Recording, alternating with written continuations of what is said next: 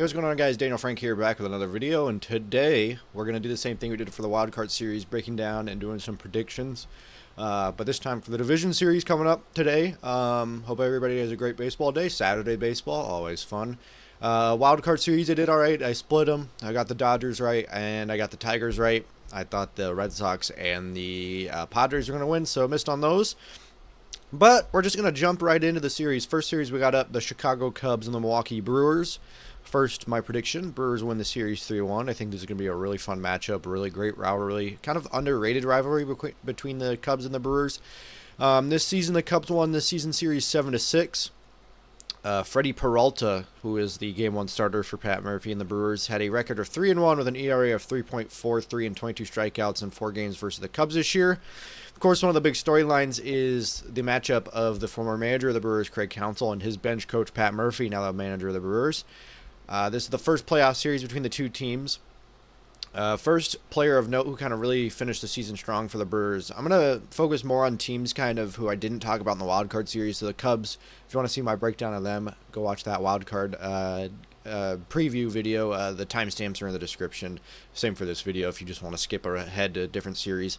But kind of a hot finish for Bryce Terang, a 294 average, 25 hits, 2 homers, 13 ribbies, and 12 runs in 24 games to end September. So really strong start. He'll be kind of at the forefront of that Brewers offense. Yelich kind of struggled at the end. Maybe he can get it going. But that Brewers offense kind of similar to Cleveland, relying a ton on pitching, but the Brewers pitching is a lot better than Cleveland's is. First, I'm going to get into the key players. I'm going to do this for every series. Key player for the Cubs this series, I think, is going to be Seiya Suzuki. He finished September with a 236 average, 17 hits, 6 homers, 15 RBIs, 10 runs in 21 games. So kind of struggled. But in the wild card, picked it up, 273 average, had 3 hits, a homer, and an RBI, and scored 2 runs.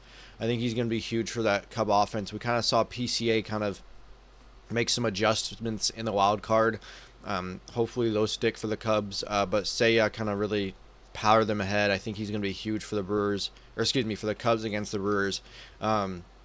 Offense kind of stagnant for a little bit, but if Seiya can get going, some of those other guys can get going, Nico Horner, Pete Crow-Armstrong, it'll be huge for the Cubs. For the Brewers, I think they're key players. I just got the bullpen. Kind of the more underrated bullpens in baseball. I got 4 guys here that I'm going to kind of go over. They got a ton more in that bullpen, though, too. Trevor McGill, their closer, who was hurt for a little bit in September, started to come back near the end in that final series against Cincinnati. Had a 6-3 record with an ERA of 2.49, 60 strikeouts and 30 saves in 50 appearances. Jared Koenig, 6-1 with an ERA of 2.8, 68 strikeouts. He had 2 saves in 72 appearances.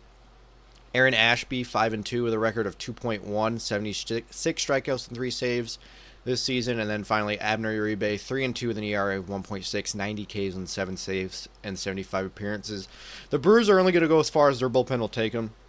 Really like their bullpen. Their offense, it can get hot. It can get going. I just don't think the Brewers offense has enough names. So I think the bullpen really has got to push them as far as they can go on their run to the World Series. McGill, incredible. I mean, all these guys have been impactful and important for the Brewers during the regular season. I think as far as their bullpen will go, if they can shut down the Cubs, just get a 2-0 lead early, get to the bullpen, and just have those guys throwing bullets and throwing strikes, I think that'll be important for the Brewers. But like I said, I do think the Brewers will move on and win the series 3-1. I think the Cubs will be able to take a game, probably at Wrigley when it goes there for 3 and 4. But I do think the Brewers do end up winning this series. Over to the other matchup in the National League, the Phillies and the Dodgers. I believe that the Phillies will beat the Dodgers. I think this will go to a Game 5. This is a really fun matchup, a lot of star power. The Phillies won the season series 4-2. This is the first playoff matchup since 2009 NLCS, which the Phillies won. Kind of crazy that, you know, the Phillies and Dodgers really in the 2020s have been these like staunch have had a ton of appearances in the postseason, but have never faced each other. So the first matchup between these iterations, one thing I want to touch on, the Dodgers bullpen, of course, struggled mightily late in the season. In the wild card series, they went 4 1/3, gave up 4 runs, 7 walks, 7 strikeouts. That's an 8.3 ERA. So Dodgers bullpen really needs to step up if they want to win this series. Alec Boehm finished hot, 345, 20 hits, 2 homers, 8 RBI, 7 runs, and 14 games. So kind of missed a little bit of time, but he did finish hot. Kyle Schwarber in the playoffs, a 237 average, 54 hits, 21 homers, 34 RBIs in 69 games, excuse me, in the postseason in his career. So Schwarber trying to keep that momentum of the playoffs. Hits a ton of homers, really clutch. Key players for the Dodgers, I'm going to go with Tanner Scott. Scott did not appear in the wild card for the Dodgers.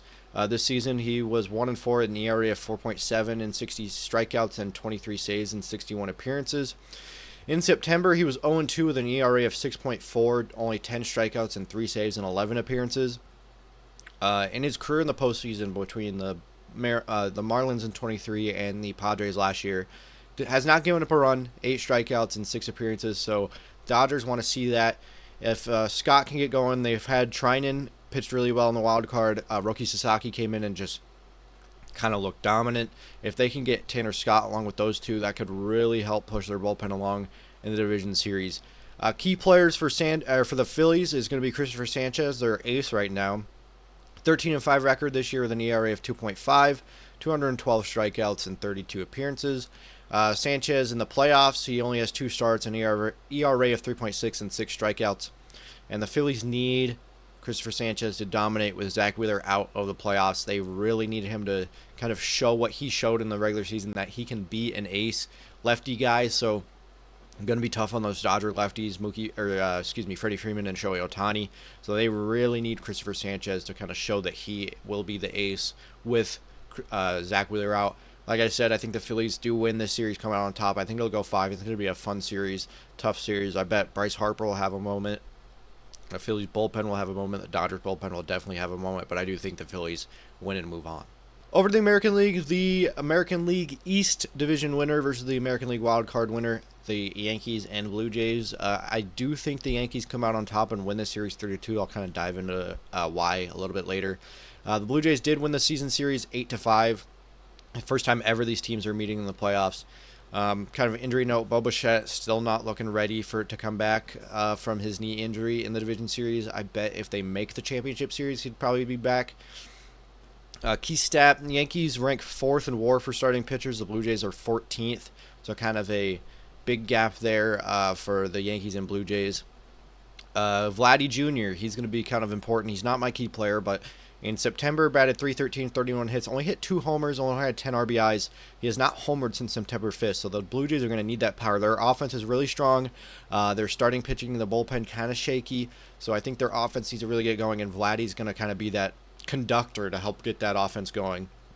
But my key player for the Blue Jays, George Springer, really finished hot, 347 average, 8 homers, 16 RBIs. In the month of September.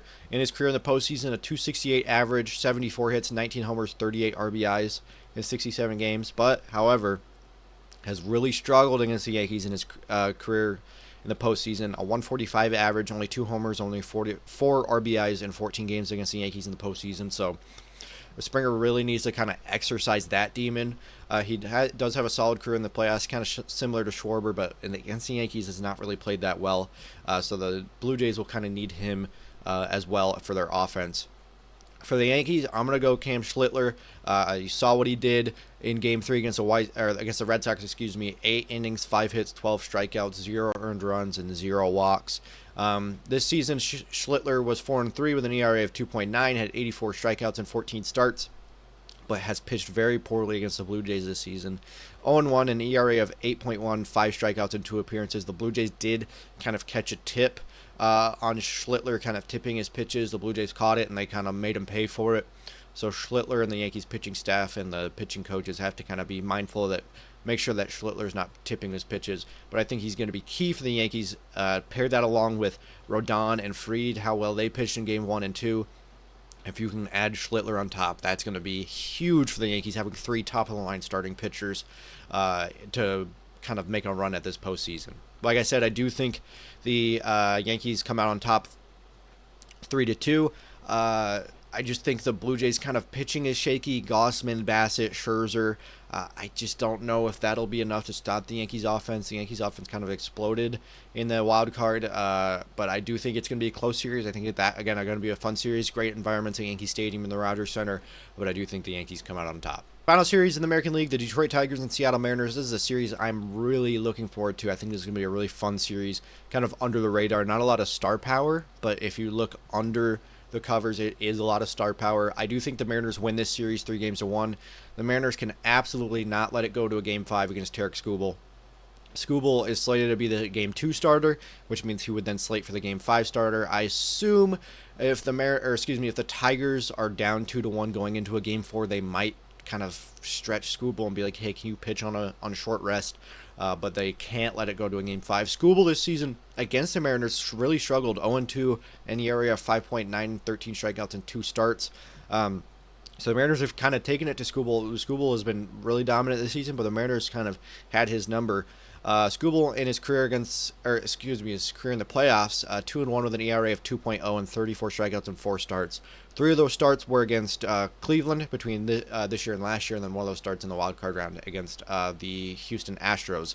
Julio Rodriguez, he finished hot in September, 272 average, 25 hits, 6 homers, 17 RBIs, and 18 runs scored in 24 games. But Skubal and Rodriguez are not my key players. My key players for the Mariners is Eugenio Suarez. Suarez really struggled with the Mariners and with in the last month of the season. When he got traded from the Diamondbacks to the Mariners, only had a 189 average, 13 homers, 31 RBIs in 53 games. In September, he batted 190 with 7 homers and 13 RBIs in 25 games. So really kind of struggled down that stretch with the Mariners. In Gino's career in the playoffs, he has a 300 average, 9 hits, a homer, 3 RBIs in 8 games. That's stretched between the 2014 Tigers, the 2020 Reds, and the Mariners in 2022. So the Mariners kind of need Gino Suarez to get back to that. I'm not saying he needs to bat over 300, but he needs to hit a couple homers this series to really give the Mariners a chance and with their offense rolling at the end of the season without Gino. But I think Gino really needs to kind of step up, hit a couple of key homers in that play in the ALDS. Over on the Tigers side, my key player, Kerry Carpenter, saw what he did in the wild card, really shined. The key here is the Mariners currently, they might switch up their division series rotation because of this.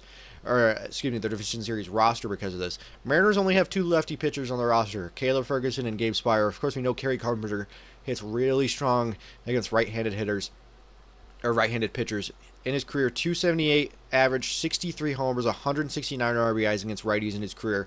Hits really strongly. Of course, we know AJ Hinch does not like to play him against lefties, even though he did hit lefties pretty good in the series against the Guardians. In his career versus the Mariners, a 375 average, 15 hits, 6 homers, 14 RBIs. He's really been a thorn on the Mariners side. And at T-Mobile Park, 6 games at T-Mobile Park in his career, 381 average, 3 home runs, 9 RBIs. So Mariners ballpark kind of a pitcher's paradise, but for Kerry Carpenter, he hit really strongly. So if the Tigers can get Kerry Carpenter to kind of explode against all the Mariners righties at T-Mobile Park against a team he just plays really well against, that will really help the Tigers offense kind of motor through a very strong Mariners bullpen and rotation. Like I said, I do think the Mariners end up winning this series. I just think the Mariners' rotation, their bullpen, their offense has been playing really strong. I think that's going to be too much for the Tigers to overcome. So with those predictions, that would mean that the ALCS would be the Mariners and Yankees. That's happened a couple times. The Yankees really have the Mariners' numbers in the playoffs. And in the National League, it would be the Philadelphia Phillies versus the Milwaukee Brewers. Again, that's a series that's happened a couple times before. So I think those would be really fun championship series. But yeah, let me know what you think will happen in the American League and National League Division Series and what you want to happen, who you're rooting for, what kind of players you're looking out for. But yeah, thank you for watching this video. Make sure to drop a like and subscribe. Check the description below for my TikTok. I'll have some stuff on there throughout the season and off season. Thank you guys for watching. This is Daniel Frank. See you later.